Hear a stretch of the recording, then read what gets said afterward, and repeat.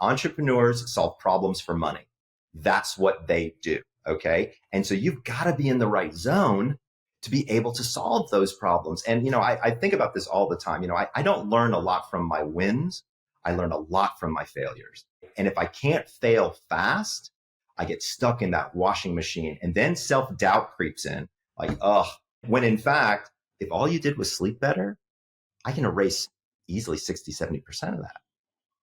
I'm not saying I make smart people out of stupid people, right? But at the end of the day, if you're an intelligent human and you're not sleeping at the right time, you are not meeting your potential at all, like not even close. Welcome back, everyone, to Successful with ADHD. I'm your host, Brooke Schnittman, CEO and founder of Coaching with Brooke, an award-winning, globally recognized ADHD and executive function coaching company for all ages. And today we have something a little different for you. As many of you know, I love to bring you the best content, and sometimes that means revisiting some of mine and my listeners' favorite episodes. Whether you're a longtime listener or new to our show, today's rerun is one of those must-listen moments. Originally airing in 2023, this episode features some of the most popular and needed information for ADHDers out there today. All right, without further ado, let's jump back into time and enjoy this classic episode of Successful with ADHD. Today I have Dr. Breus in the house. Thank you for being here. Of course. Thank you for having me. I'm excited to be here. And so many ADHDers are excited that you're here today. Sleep is the number one issue that we have to deal with. And before we get into that, I would love to just give you a little bit of time to share accolades, because you're not just any sleep doctor, you are the sleep doctor. So I am. So I'm going to share a little bit about what I know about Dr. Breus. For those of you who haven't heard of him, you should look him up. He is a double board certified clinical psychologist and clinical sleep specialist. He's one of the 168 psychologists in the world to have taken and passed the sleep medicine boards without going to medical school. Yep. Interesting. That sounds very ADHD-like of you. Yep. Dr. Breus is the author of 3 books, with the newest one in 2017, The Power of When. And that gives the groundbreaking biohacking of the perfect time to do everything. So he has something called chronotypes, which we're going to be talking about. And there's a test on it, and I took it. I'm a dolphin. We'll get into that. But he created this book based on your chronotype. He also gives the reader the exact time to have sex, run, eat a cheeseburger. Mm-hmm. I do love those. Buy, sell, ask your boss for a raise. So basically you make all of the decisions for us ADHDers. I get it. I'm working hard to try. And all of these answers come from over 200 research studies. So this isn't just like, one night. I didn't make this stuff up. Didn't make it up. He also has been an expert resource for most major publications, doing more than 300 interviews per year. Okay, not total, but per year. And including the famous Oprah, Dr. Oz, The Doctors, New York Times, Wall Street Journal, et cetera, et cetera. He's been in private practice for 23 years and recently relocated to Los Angeles, as he was named the top sleep doctor of LA by Reader's Digest. Welcome. Thank you. I'm excited to be here. Boy, I sound impressive. I didn't know I did all those things sometimes. I keep forgetting. Well, if you thought about it all the time, maybe you wouldn't be able to sleep. So I know, right? Exactly. So talk to us. You specialize and came up with the different types of chronotypes. And I'm a dolphin. My husband's a lion. Tell us what that's all about. Sure. So first of all, I want to be super clear. I didn't come up with chronotypes. So chronotypes have been around since the 70s. And for people who don't know what the word chronotype means, you've actually heard of the concept before. If you've ever been called an early bird or a night owl, those are chronotypes. Okay. So back in the 70s, there was a cool little questionnaire that you could take called the morningness, eveningness questionnaire where some people like to get up early, some people like to stay up late. So we called them early birds and night owls. Then around kind of the mid 80s, we said, oh, well, there's people in the middle. We got to come up with a name for them. So they called them hummingbirds. I have no idea why they call them hummingbirds. It seems like a really ridiculous name, but that's what it was. And it kind of, fast forward, we got into like the mid 2000, 2010, 2015 era. And I had a patient, and one of my patients I failed with. So my area of subspecialty within sleep and sleep disorders is insomnia. And so people always ask, like, why did you take the medical boards if you're a clinical psychologist? And it's because insomnia is not just a psychological issue. It is both a medicine, anatomy, and psychology issue. And in order for me to be able to holistically treat people, I had to know both sides of the brain, basically, right? And so when you start to look at that, you realize that these insomnia patients are quite complicated. And as we were discussing, before the interview, they're kind of a pain in the ass, right? So they're hard. Most sleep specialists have no interest in working with these people. They treat sleep apnea, narcolepsy, restless legs, all important things to treat. And I want to be super clear. If you think you have a sleep disorder, talk to your doctor and get yourself sleep tested. But to be fair, if you've got insomnia, you don't want to be sleep tested because we attach 27 electrodes to you. And if you think you didn't sleep well before, I can assure you, definitely not going to sleep. You ain't going to sleep well again, right? And so focusing in on insomnia, I had this one patient and I failed miserably. And to be fair, I bat like, somewhere in the 500 to 600 range for insomniac. So about every 6 out of 10, I really can hit a home run with and do quite well with. But some people are just tough to work with. So I failed with her. I tried cognitive behavioral therapy. We had even tried medication, working with her physician, tried all kinds of different things. And so I was like, come back in. I need to do more. We need to get more in depth, really understand what's going on for you. And we were talking. And she finally turned to me and she said, Michael, she said, I just think I was born in the wrong time zone. I was like, okay, tell me more. Yeah. Tell me more. So we started talking about it and she was like, it feels like my time zones keep switching on me, like all over the place. And I was like, that's interesting. I said, well, for work, what would be your best time zone? And she said, my best time zone would be if I could show up at like 10, 11 and stay till like 7. And I was like, well, why don't you do that? And she said, well, my boss would not allow it. My children and husband would not allow it because I get up early and, help deal with the kids and all this other stuff. And I said, well, can I call your boss and ask him if we could run an experiment? Right. Because at this point, like, I'm willing to try just about anything. Why not? Right. Exactly. Like how much harm could it do? Right. And so I call up her boss and her boss says, we can do whatever you want. And this was on a Monday, believe it or not. He said, but on Friday, I'm firing her. And I was like, oh, crap. Ooh. Like no pressure. Right. So based on the fact that she wasn't productive in the morning. Exactly. So she was falling asleep at meetings. Her work product was unproductive, very scattered all over the place. And so I was like, okay, let's give it a go. I said, I don't want her to have to come in before 10. She's going to stay until 7. So we did a few different things and we figured out that she was what's called a dolphin. So I'll explain to you what a dolphin is in just a second. And so we were able to manipulate her schedule so that it made sense for her. And so I called him up on Friday and the first words out of his mouth were, I have 3 more employees I want you to talk to. Like so that. Did he not fire her? He did not fire her. I worked with 3 other employees. So I called up her husband to find out what his experience was. And he said something to me that was so profound. He said, thank you for giving me my wife back. Right. It's like, it raises the hairs on your arms. Right. It was wow. Okay. Like there's something here. Right. And she's not an early bird. She's not a night owl. She's not in between. She's got anxiety. She's got like very difficult to focus, very difficult for attention, all these different things. Sounds like an ADD patient to me. Right. So I said, OK, let's work more on figuring this out. And so I wrote the book, The Power of When. So Power of When, WHEN, is when in your day you should do certain things. Right. And so for her work day needed to be from 10 to 7, right? Because we were also able to identify during that slice of time when she was able to focus, when she was able to be creative, when she was hungry, when she needed to take a nap. And this was all based on research that had been done all around the world. So chronotypes, again, they've been around since the 70s. So what I did was I aggregated all of this information around, and then we decided, well, how do we identify these people? right? Like, how do we figure out who's what? And so I started to look at genetics. So I'm a bit of a sleep nerd. I like to look at all the science. I hope you are, if that's what you do for a living. Right, exactly. I should be if for anything. And so I started to look at the genetics and got really interested in the human genome. And it turns out that being an early bird or a night owl, it's not a choice.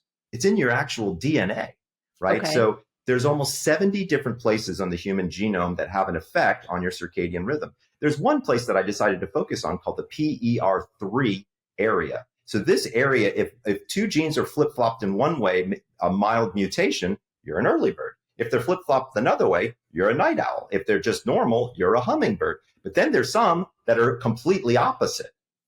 That's where you're a dolphin. What test is that called? So you actually have to get your genetics actually tested. Now, to be fair, one of the things that I do in my private practice now is I'll take a DNA swab and I will actually look at your genetics. If you do, like, for example, if you've ever done 23andMe. Oh, I was just thinking about that. I'm like, oh my, you're going to disrupt a lot of families here. Well, no, but here's the thing: is it's not as disruptive as you might think. It actually makes families come closer together. So there's actually a morningness, eveningness report on 23andMe that starts to get to this as a general idea. Really? Yeah. Oh, yeah. Absolutely. You just look on your reports. You'll be surprised. It's right down there at the bottom. Like, what time should you be waking up? What time should you be going to bed? All, again, based on genetics. I get emails from them all the time about possible relatives, and I just delete. Right, now right. I need to find the good stuff. I don't want to know about possible relatives. Yeah. No interest. No, thank you. But if you can find this type of genetic information available to you, there's a lot that you can actually do with it. And so by aggregating all of these studies and figuring out when early birds are good at certain things, when night owls are good at certain things, when what we basically call non-typical chronotypes, or what I've named dolphins, things, that it works out pretty well. And so people always ask, like, well, why animals, right? So first of all, I'm not a bird, right? I'm a mammal, right? And so I didn't want to come up with another bird. So I chose animals that actually represent the circadian rhythmicity that they are. So lions are transposed for early birds, because many people might know, but lions wake up before dawn. They usually have their first kill before dawn. They're very active hunters in the early morning hours. Bears, who are people in the middle, they're now hummingbirds, now are bears. They wake up as the sun comes up. They go to bed when the sun goes down. They're very kind of affable creatures, kind of working around that. Wolves are the night owls. Many people know wolves are very much night creatures, right? Sure. Now, people say, well, dolphins, Michael, what are you talking about with dolphins? So it's interesting. Dolphins sleep unihemispherically. So half of their brain is asleep while the other half is awake and looking for predators, right? That sounds like somebody who's got some anxiety, who's got some insomnia, who's got some of these concerns. Sure. And that's why we wake up tired and exhausted the next day. Exactly, right? And who doesn't want to be a dolphin, right? We also wanted animals that were aspirational, right? Like, who doesn't want to be the king or the queen of the jungle, right? Or who doesn't want to be an awesome teddy bear or a wolf, or a dolphin? So we really thought through kind of the idea of which one of these animals do you kind of want to be. So once we kind of figured that out, I was like, okay, I'm going to create a quiz for people to take online, because not everybody can do their genetics, right? And to be fair, the quiz works, but it's not like foolproof, right? I mean, there's only so much you can do with 30 questions on the internet, right? Sure. So it's called chronoquiz.com, and we'll put the link in the show notes afterwards so people can go and check it out. What's been fantastic is we've gotten now north of about 3.5 million people have taken the quiz. So we have tons of data to really start to understand with people. And so here's how it works. If you're a lion, which is an early bird, your melatonin stops by about 4:30 in the morning. You wake up around 5:30, 6 o'clock, and then a very predictable pattern to your hormones goes on until about 9:30 at night. If you're a bear, that's forward by about 90 minutes. If you're a wolf, that's forward by about 90 minutes. Right? And if you're a dolphin, it's all over the place, right? So it gets very, very interesting when you start to look at it from a pure hormonal standpoint. So as an example, if you're a wolf, like I used to be, my body doesn't stop producing melatonin sometimes until 8:30, 9 o'clock. Oh, wow. But if I got to get up at 6, guess what? I'm groggy as hell. Sure. I'm not productive. It doesn't work out well for me. But if I know that, I can either go to bed earlier. Well, actually, I can't, because as a wolf, your melatonin doesn't kick off until almost midnight. So what I have to do then is take a nap during the day. Right. So I can strategically place my nap during a time of day when I know I'll be tired. And you don't have to take a long nap, less than a 25-minute nap, and boom, I can be up and going whenever I need to be. So it sounds like there's a lot of strategy behind knowing what chronotype you are. It's not the same one size fits all solution for sleep. Not at all. Not at all. Not at all. And that's the problem. Like you hear now, like there's a big thing going around with people that they say things like, oh, I want to be part of the 5 a.m. club where I get up in the morning. Right. I'm going to tell you right now, that's total horseshit. Okay. Like there is no universe where that makes sense. Only in about roughly 15% of the people out there can do that successfully. Okay. That means 85% of people are going to fail when they try to do something like that. Like that's not a good idea. I'm so glad you mentioned that because I also work with entrepreneurs and we shame ourselves having ADHD so often. Well, I saw this person waking up at 5 a.m. I read the 5 a.m. club, this and that. Like, should I have a morning routine where I'm reading at 5 a.m.? No, if you're going to be exhausted for the rest of your day and you need to slow roll your day and you need to sleep, that's going to be counterproductive. Absolutely. You have to know your genetics. Like, you know, I tell people all the time, look, I'm 5'9". I'm never going to dunk a basketball. It's just not going to happen, right? I know who my body is and I work within my body to be able to do the things to the optimal performance that I want to be able to do them.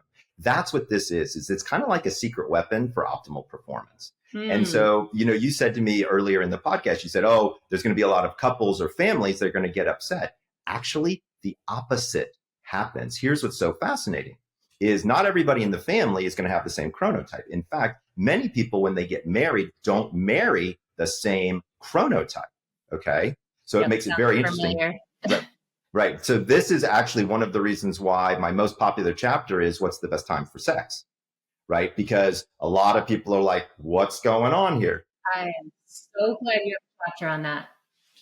Oh, yeah. And it's funny. It's the most quoted chapter that I have. People are always interested in it. We'll talk about it in just a second. But the basics of chronotype is you go to Chrono Quiz, you take the quiz, you figure out what you are, right? If you want, buy the book. I mean, I'd love it if you do, but you don't necessarily have to. We send emails to teach people different things like when should you have your first cup of coffee, depending upon your chronotype? When should you go to sleep? When should you stop alcohol? Things like that become very, very important strategically speaking, right? Because here's the problem is when was the last time somebody taught you how to sleep? Never.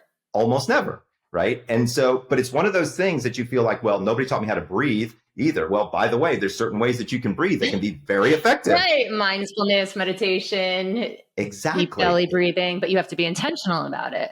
Exactly. And so what I tell people all the time is you must be intentional about your sleep, right? And if you can create a structure by which to follow, number one, structure is great for people with ADD because we thrive off of it, but hate it at the same time. Absolutely. But at the end of the day, if you can follow some of my guidelines in a fairly easy format, I'm going to show you productivity gains that are massive for you in any area that you want. I'll give you a great example, a personal area, right? So a lot of people say, well, can your chronotype change over time? Actually, it does. Believe it or not, everybody goes through all of the chronotypes at some time in their life. So if you're a baby, you're a lion. You go to bed early, you wake up early, right?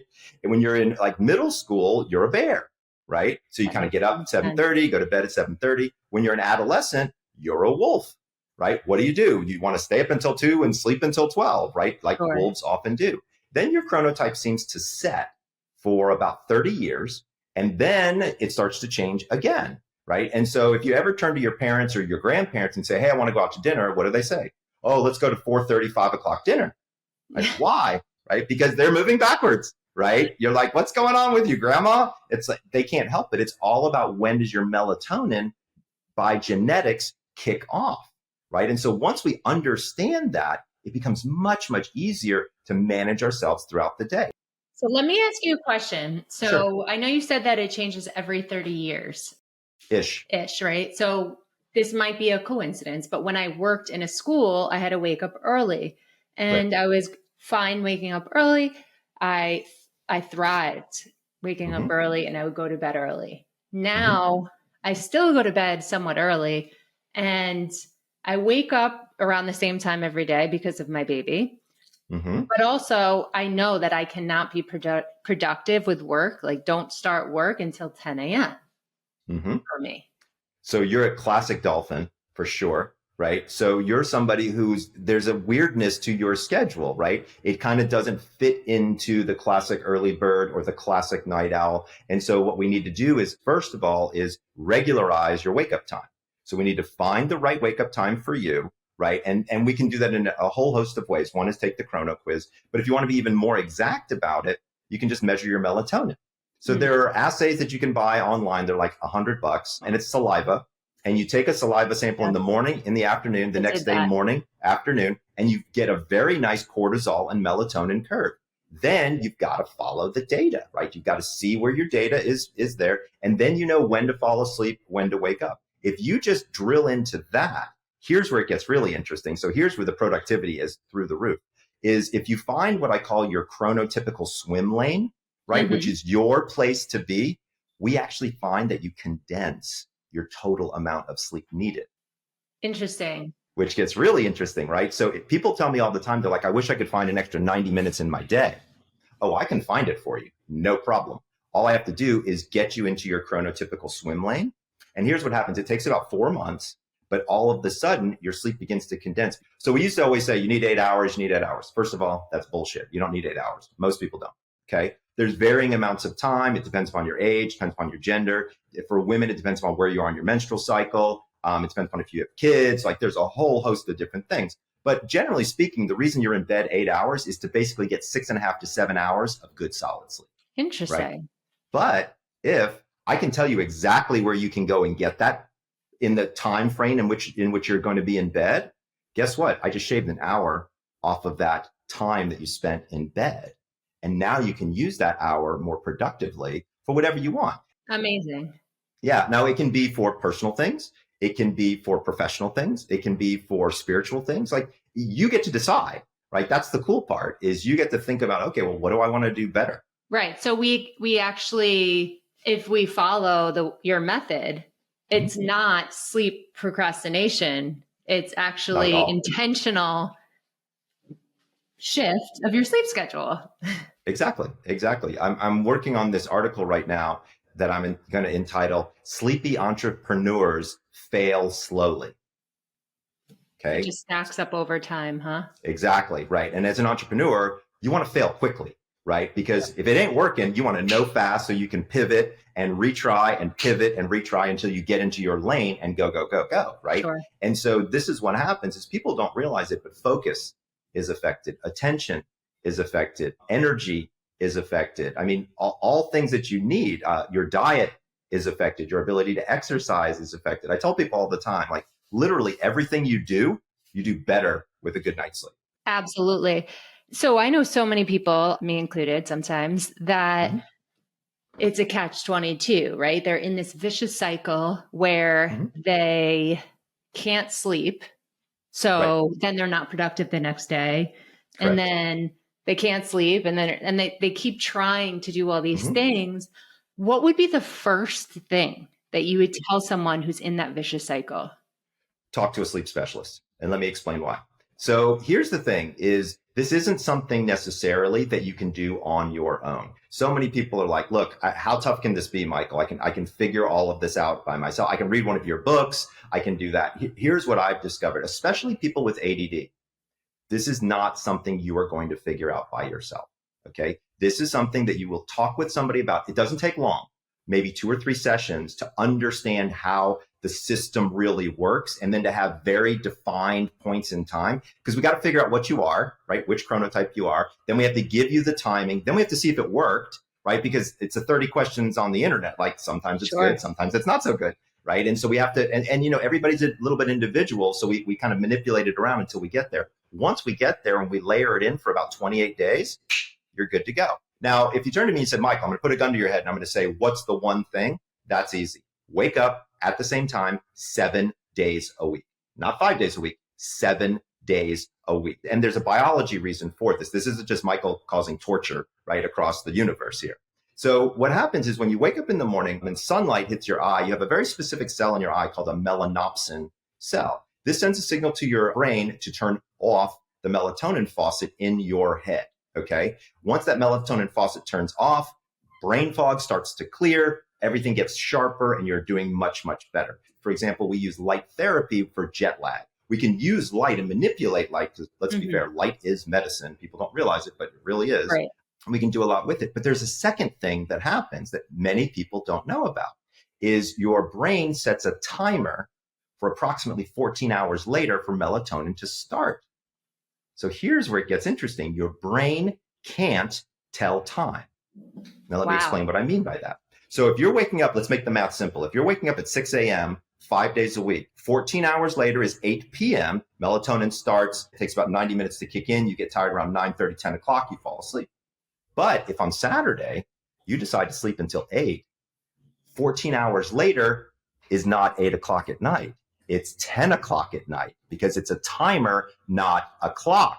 And now all of a sudden your whole melatonin curve is shifted. It literally takes one night to shift your melatonin curve. It's what we call social jet lag. Wow. So if you think about it, you stay up late on Friday, sleep in on Saturday, stay up late on Saturday, sleep in on Sunday. Monday sucks because your melatonin curve is off. And how long does it take to recover from that? Not long at all. But here's the thing is you have to have the right timing based on your chronotype. Okay. So, and here's where the problem comes in. Michael, my boss says, I have to be available at 7:30 every single morning, right?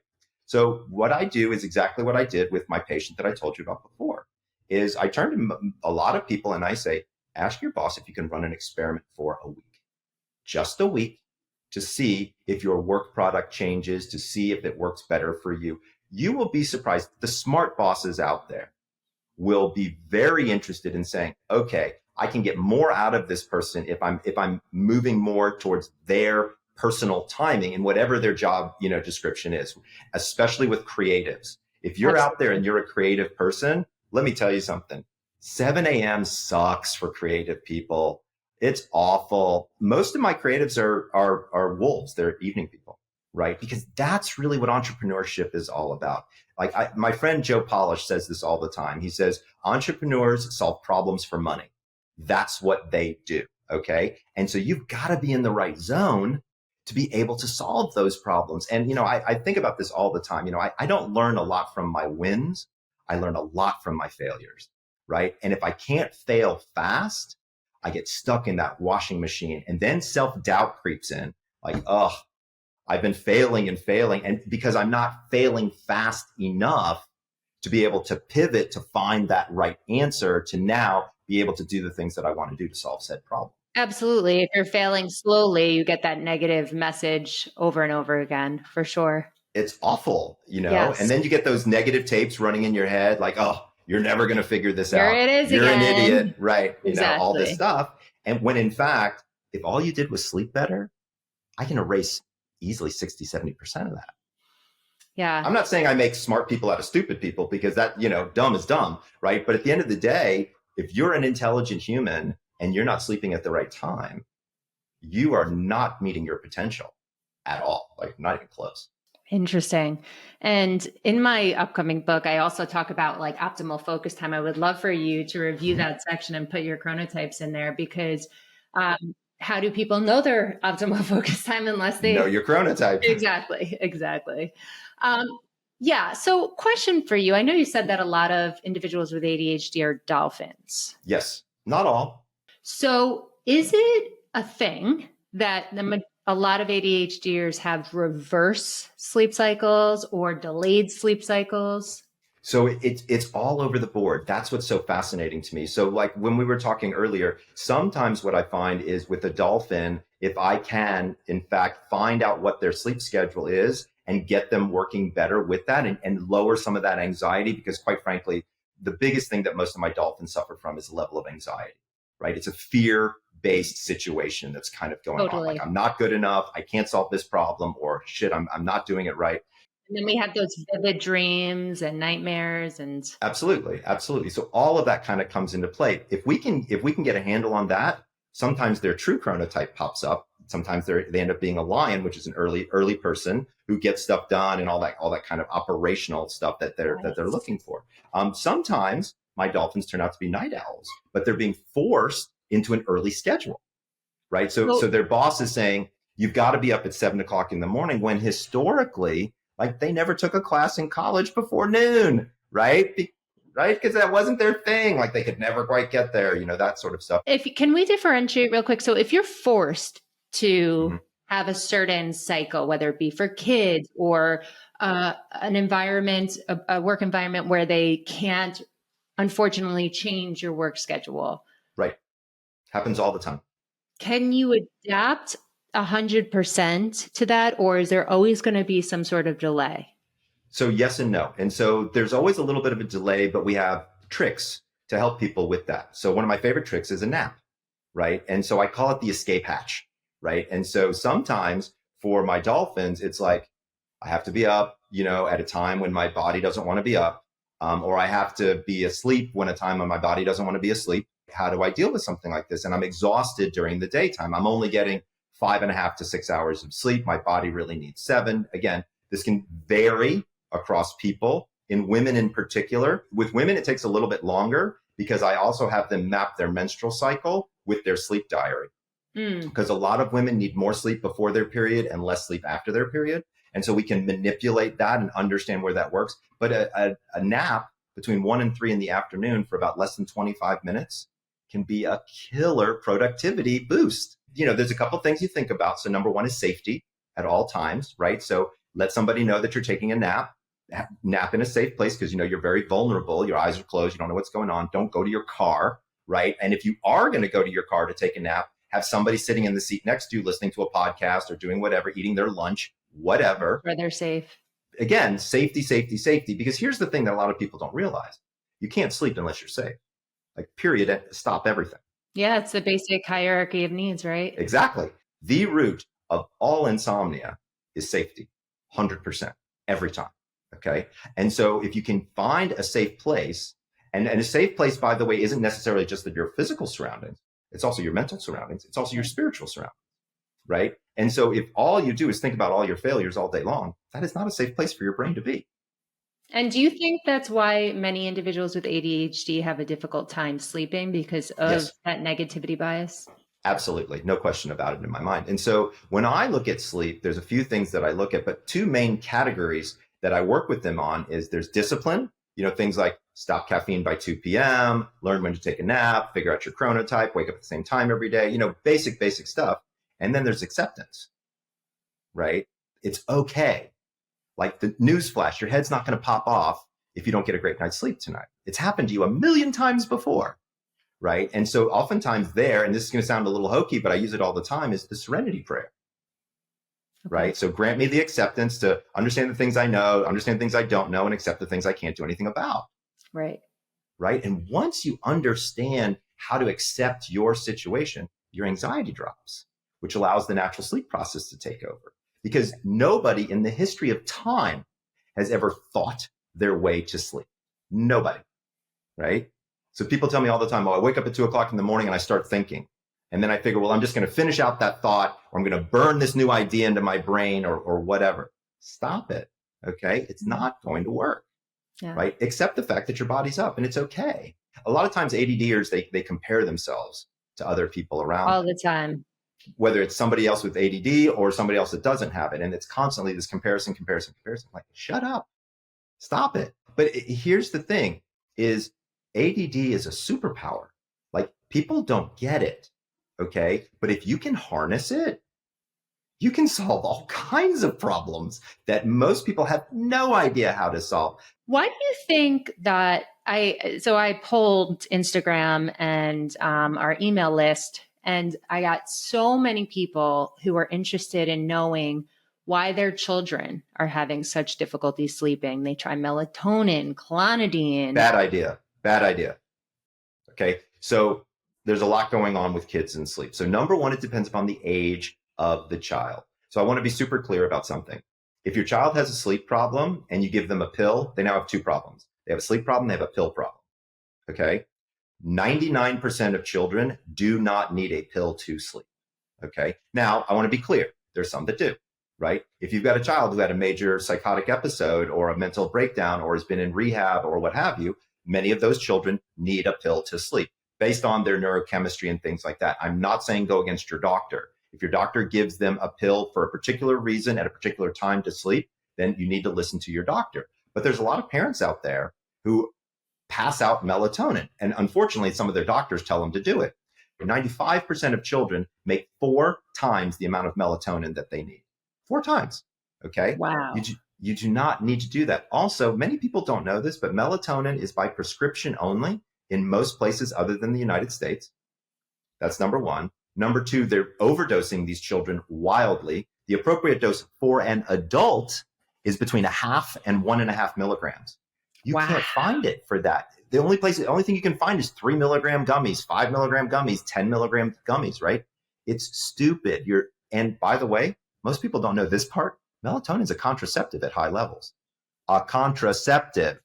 Can you think of anything worse for a young female developing body than introducing a contraceptive when it's not necessary? No. I can't. Sounds like a bad idea to me. Wow. So you got to think through this as an idea. Now, to be fair, there is some data on ADD and melatonin, and it can be helpful. But test your freaking melatonin. Like, figure out if you need it or not.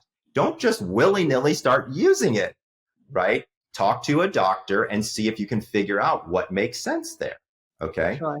And by the way, vitamin D is also a circadian pacemaker. And there's a lot of data coming out about vitamin D and ADD and how useful it can be, right? You want to take vitamin D in the morning. You want to talk with your doctor, but somewhere between 5,000 and 8,000 international units per pill is usually a good place to start. You want to have it with a little bit of food because it's fat soluble. You don't want to just basically pee it out. So there's a lot of things that you can do ahead of time before you get to the melatonins of the world. But here's the biggest problem with kids and sleep is their parents. 99% of the time, the parents are like, I want you to go to bed. And the kid doesn't want to go to bed. Why? Because you've been roughhousing with them because you were working till 7 o'clock at night. You come home, everybody has dinner at 8. And then you want to spend time because you want to be a good parent. And now it's 9:30 and you've been playing with your kids till 9:30 and they're all zapped up. Right. Don't be an idiot. Kids have a different schedule. Like, cut it out. It's just not that hard. I get it. My 16-month-old, whenever we're, playing music right before bed, she's hyped until 8:30. Right. Cut it out. Yeah. Or change the music. Change it to something that's more calm, or have a little bit of music and then move into story time, or move into bath, then move into story time, then move into, dim. And by the way, the lights should be dim when you're doing all of this because you don't want excess light because that slows the production of melatonin for the child. So I'm telling people all the things that they probably already know, but to be fair, you just need to give yourself some runway to land the plane. Okay. That's what I tell people all the time, especially with children, because children, they're different little creatures. They're not just little humans. They're not just little adults. Like, they have very different schedules, right? And especially ones that are your age, they're lions. They want to go to bed early and they want to wake up early. Yep. Don't be rocking out at 7 o'clock at night. Okay. Like, it's not a good idea. Here's the thing. And it's like, toothpaste out of a tube. It's really hard to put it back in. Right. And so you gotta give them structure, right? The more defined structure that a child has for bedtime, the better they will sleep, right? And so I tell this to people all the time, like, if grandma and grandpa are showing up and their plane is late and they don't get in until 8 o'clock, they don't get to see the baby. Period. Stop. Full stop. We're on a schedule. That's how it works. People will give moms all this trouble all the time. Oh, I can't believe you're doing it this way. I never had to do it this way with you. Great. This isn't your child. This is my child. It has different genetics than I had. I've got a husband or a partner who has influenced this orb with different genetics. So guess what? Shut up, right? This is how we do it here. Exactly. This is our house, boundaries. Real quick, just 2 quick questions. So you had mentioned that don't overthink sleep. Some people don't need 8 hours of sleep. But what if someone's on a 4-hour, 5-hour consistent sleep schedule and there's nothing they can do about it? Is that okay? There's always something they can do about it. Okay. So there is no universe where 4 hours, it makes sense for anyone. The lower level limit for you to be functional, to drive a car, make decisions, is probably 6 hours, I would say, right? Because the data is super consistent. The more sleep deprived you are, the worse decisions that you make, the less focus that you have, the riskier decisions that you make, right? It's just a disaster. So, I love it when people are like, oh, Michael, I can only get 4 hours. Bullshit. Okay. I'm here to tell you, I know you can, I know it. Like, I know you can get more sleep. You just have to prioritize it. Why is it so difficult? And maybe this is more complex, but why is it so difficult the older you get to take naps? I've found that a lot of people have said that they can't take naps anymore.